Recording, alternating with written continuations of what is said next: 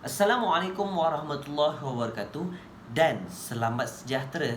Salam Usi Cemerlang bersama. Pertama sekali saya ingin mengucapkan jutaan terima kasih kepada pensyarah saya, iaitu Puan Sahara binti Mesman. Saya Muhammad Syamil bin Makno memegang kad matrik D2019 108707 akan membentangkan video pembentangan yang bertajuk Ekonomi Malaysia Semasa COVID-19.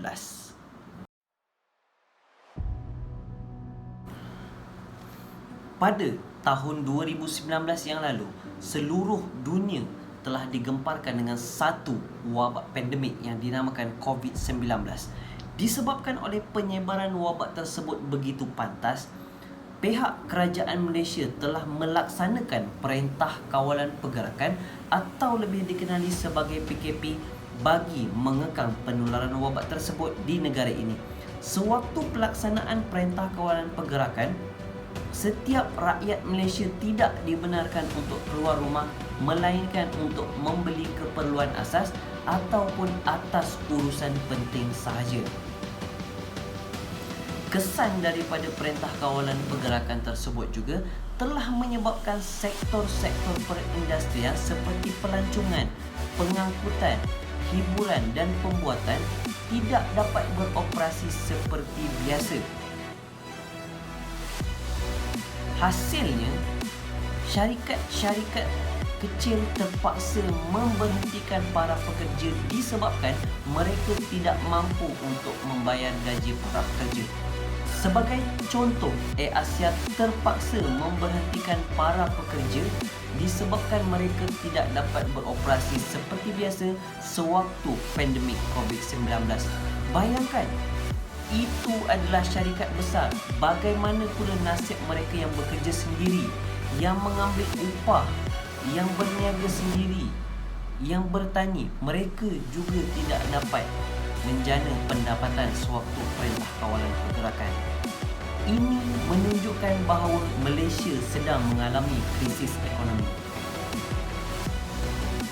Namun begitu, pihak kerajaan telah membuat satu langkah yang optimis dengan melancarkan pakej rangsangan ekonomi bernilai 250 bilion untuk manfaat 30 juta rakyat Malaysia.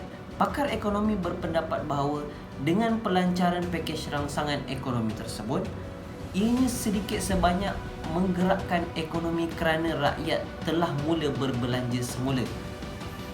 Setelah melihat pandemik COVID-19 berjaya dikawal di dalam Malaysia, pihak kerajaan Malaysia juga telah melancarkan Perintah Kawalan Pergerakan bersyarat dengan membuka sektor perindustrian yang penting untuk beroperasi semula. Melihatkan keadaan pandemik COVID-19 berjaya dikawal di Malaysia, pihak kerajaan Malaysia juga telah melaksanakan Perintah Kawalan Pergerakan Pemulihan iaitu PKPP dengan membuka sektor-sektor perindustrian yang penting bagi merangsang semula ekonomi Malaysia.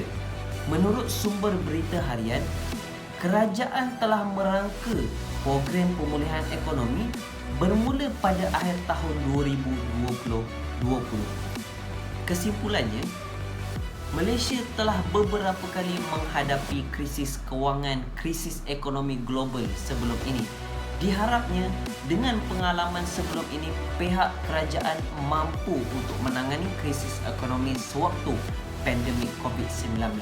Oleh itu, saya merayu rakyat Malaysia bekerjasama berganding bahu dengan kerajaan Malaysia untuk menangani COVID-19 bagi terus menggerakkan ekonomi Malaysia.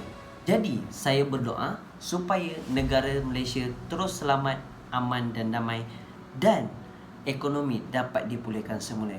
Jadi, sekian daripada saya. Kita pasti menang. Kita jaga kita.